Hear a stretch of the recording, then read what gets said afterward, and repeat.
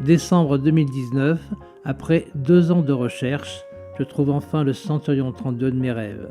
Voilier de 10 mètres, de chez Vauquier, robuste, marin et adapté à mes capacités. Construit en 1976 et comme vous le voyez, abandonné depuis 5 ans sur un chantier à Quimper. Ça y est, ce bateau, il est à moi. Il va s'appeler Sarae, mais pour l'instant, c'est plutôt un jardin ambulant. Un bon lifting pour qu'il ait plus de gueule et c'est parti pour 3 mois de travail avant la descente sur La Rochelle. Avril 2022, le bateau est prêt pour sa transat. J'ai rajouté un panneau solaire, une capote. Comme vous pouvez le voir, il a vraiment changé. Comme solitaire, j'ai pas besoin de grand chose, que des plats uniques achetés au supermarché, et l'affaire est entendue.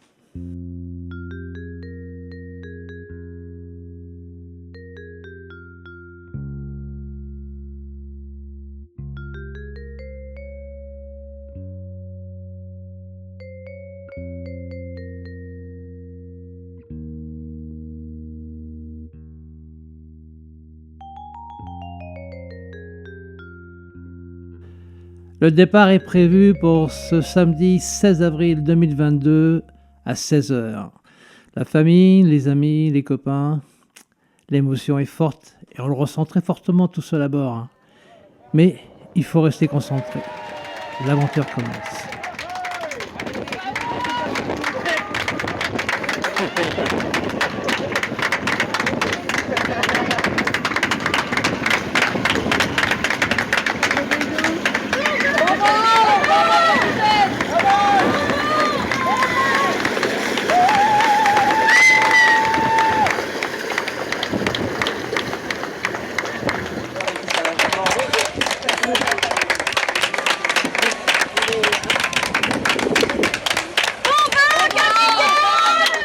Bye bye.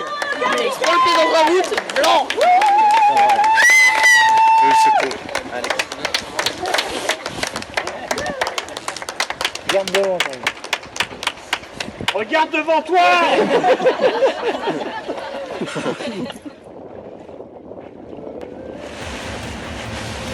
peux le relancer ça.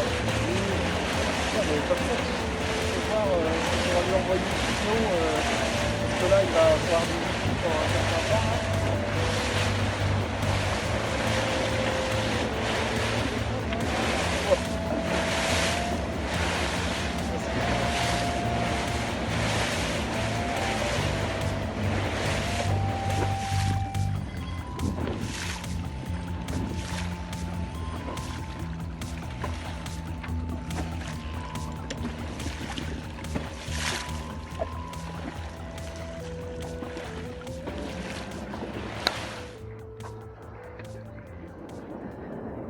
Et ben ça y est, voilà, pas complètement en pleine mer, parce que là nous avons la pointe de l'île de Ré,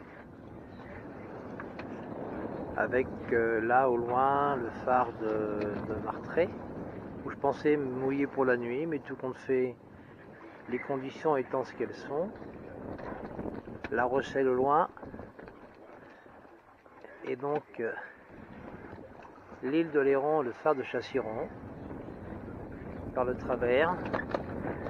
Et voilà, donc j'avance tout doucement au 245 avec un superbe soleil en fond là. Oups, ça brille fort. Et donc c'est parti pour 4 jours, 3 nuits, 4 jours de mer. Allongé avec ma gamelle de soupe, ce petit bonnet pour la nuit. Il n'y a pas grand monde qui bouffe en faisant ça quand même, hein. Surtout à cette époque. Et là ça avance tranquille, peinard. Premier coucher de soleil sur Sarae. Pour la nuit, on s'attache.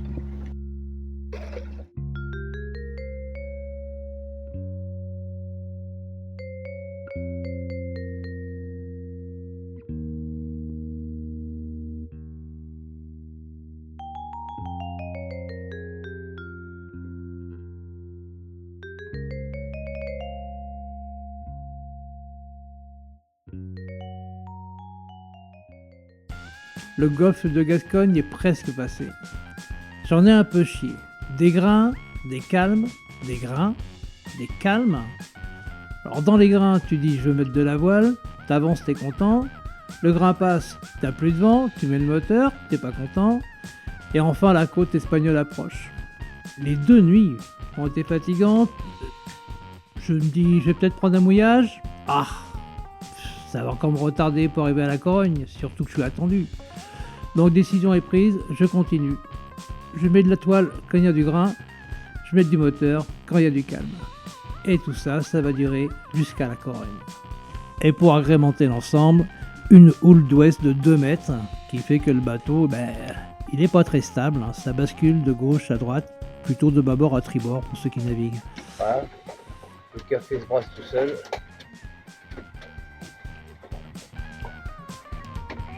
Et le pilote qui travaille toujours, mais je trouve qu'il travaille beaucoup. Là, je pense que j'ai un petit problème de réglage de voile.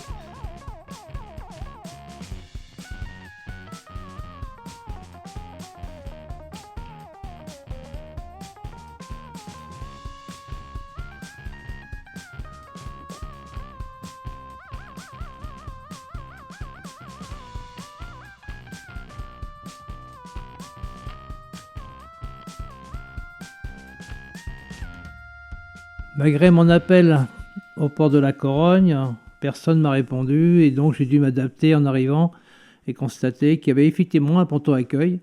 Donc j'y suis allé, je me suis amarré, mais ça a été une très mauvaise idée parce que le ressac crée une houle dans le port qui fait que les pare-battages n'ont pas tenu toute la nuit et j'ai donc eu la surprise du matin de voir mon bateau qui était parfaitement propre, sale.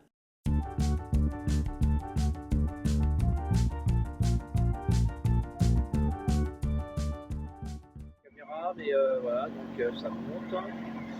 Allez, on monte et après on redescend et on fait ça tout le temps, tout le temps, tout le temps. Mais regardez bien, sur la surface de l'eau, il n'y a pas de petite vaguelette, ce qui fait qu'il n'y a pas de vent. Je vois à l'horizon un grain. Le truc, je sais pas combien j'en ai bouffé cette nuit, pas confortable du tout, entre la flotte, le vent, la mer, la houle. Pop, pop, pop, pop, pop, pop, pop.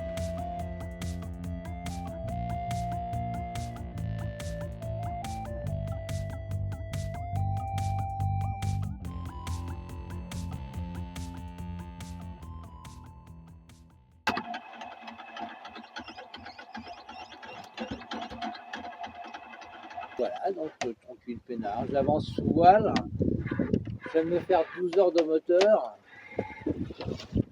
que maintenant c'est le calme, et on va faire quelques bricoles sur le bateau, sur soi, et essayer d'être le plus rigoureux pour remplir le livre de bord. Depuis ce matin, je vais dire 7 heures, je n'arrête pas de tirer des bords pour descendre dans le sud, parce que le vent est sud. Donc voilà, donc ça double temps, ça double la distance plutôt, et ça triple temps.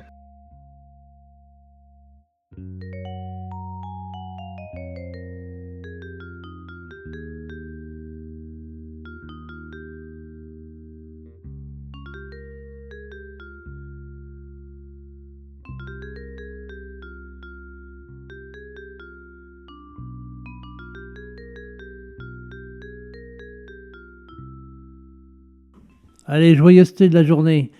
J'ai découvert le bruit, maintenant il faut réparer, et c'est donc cet écrou et ce boulon qu'il faut que je refixe sur la note d'arbre, sous l'eau, sur un bateau qui bouge, avec les 2 mains, en apnée. Je me souhaite bon courage. Et c'est non concluant, ça bouge trop, vraiment trop, hein. Plus ces bateaux de pêche qui passent et qui font des grosses vagues, on va attendre que le vent se calme.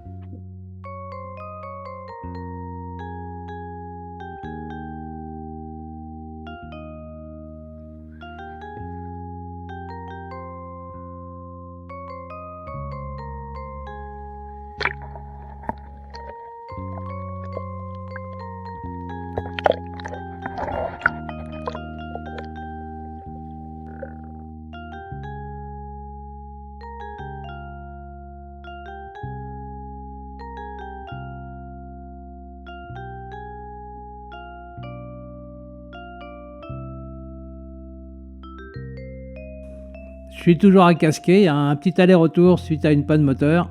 C'était la vanne du réservoir qui s'est bouchée grâce aux saletés à l'intérieur de celui-ci. Ça m'a pris 2 heures de réparation, mais enfin, c'est bon, je suis parti.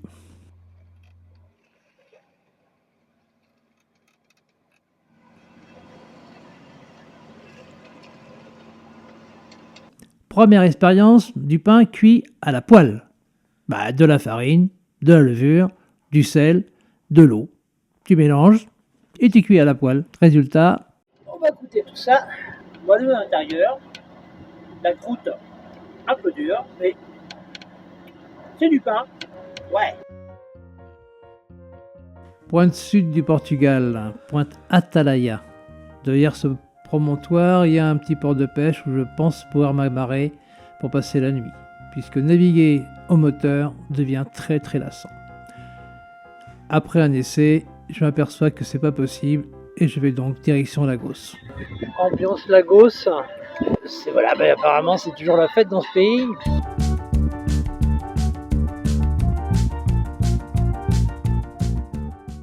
Lagos, bonne idée. J'ai pu me laver, j'ai pu manger, j'ai pu dormir, j'ai pu faire le plein. Bon, pareil pour les Canaries.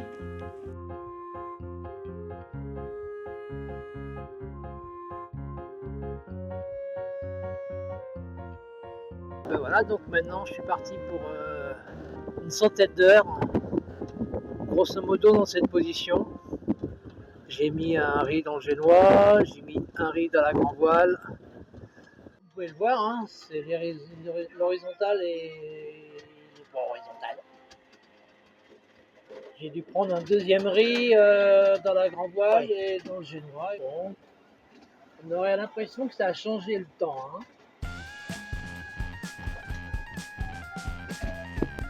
Un superbe coup de gîte a basculé mon saladier qui était là plein et la chance a voulu que tout retombe dans la passoire. Super! Avec la fourchette. Dehors. Ah ouais, là j'ai 3 riz dans le génois et 2 riz dans la grand voile. Dans ces conditions, mieux vaut rester à l'intérieur. Si bruyant, mettez au sec. Musique, lecture, thé avec gâteau, et tu sors de temps en temps faire un tour d'horizon. Et là j'ai une grosse envie de pisser. Mais j'ai mon urinoir. La bouteille en plastique. Et croyez-moi, c'est franchement plus pratique que de se mettre debout sur le balcon. Ça change-tique un peu quand même. Hein. Je viens de passer une nuit fatigante. Le pilote est tombé en panne. Donc j'ai dû barrer des heures et des heures. Et au bout d'un moment, forcément, la fatigue est là. Et j'ai enroulé chez moi, j'ai porté la grand voile, à 2 riz, j'ai tout mis dans l'axe. Par franche la marée, le bateau a bouchonné et je me suis allé me coucher. Sachant que j'ai plus de feu de navigation. Pourquoi ça marche plus? Ah parce qu'il ne fallait pas qu'un seul problème à la fois. Mardi 3 mai, avec une jolie brise, Sarae avance bien en direction des Canaries. Quelle île choisir? La décision sera prise en fonction qu'il fasse jour ou qu'il fasse nuit.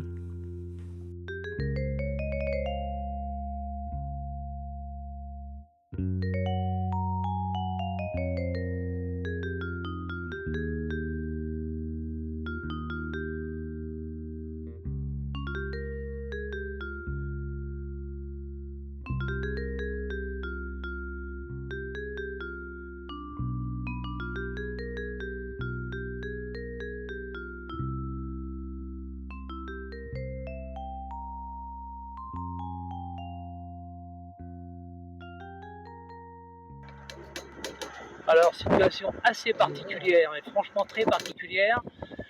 Je me suis retrouvé avec un cargo qui me suivait.